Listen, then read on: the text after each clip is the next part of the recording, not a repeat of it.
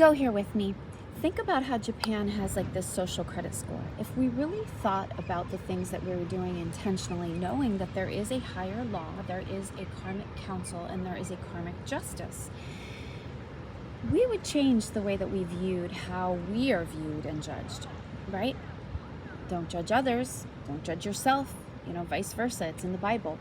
But there is sort of a rating, if you will, energetically in each and every lifetime that we're here to dissolve. We're here to break generational curses. We're here to quantum jump.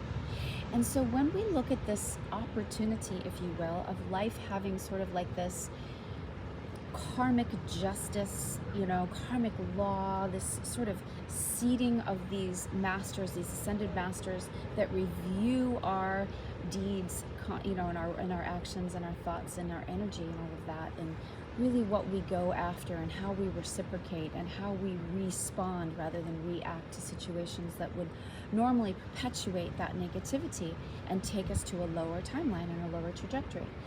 So if you're thinking about it from that place, it's a really empowering place because you're moving away from karma, which is not good or bad. It's just merely here to teach and reflect and mirror where you're at and where you still have blind spots, and we're all here to walk each other home. And of course, we can't see our own stuff. That's why we have perspective. That's why we're here. It takes a village and a community. When we used to sit around the fires and we used to work together as communities and tribes, there would be that time for that reflection. Nowadays we get so caught up and so insular, but it's still very, very important to have those moments of self-reflection and to have that daily accountability as to where your energy is going, right? How you're responding, not how you're reacting, is really going to change your trajectory. It's really going to help to dissolve the generational curses and cultural curses and even quantum jump into another dimension where you are the leader, right? You're not a prisoner of the past, you're a pioneer of the future. If not you, who? If not now, when? These are all spiritual laws and principles that when we utilize them, they cannot fail.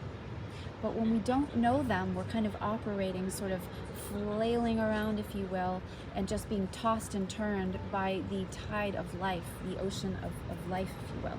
So when you align yourself with a higher law, a spiritual law, a karmic law, and sort of a social justice where you're paying it forward and you're doing the right thing with healthy boundaries, it's exponential what you can do, what you can achieve, and what you can help co-create with spirit. And that's truly why we're here, is to dissolve the karmic bloodline and move forward into a higher timeline of freedom. See you on the other side.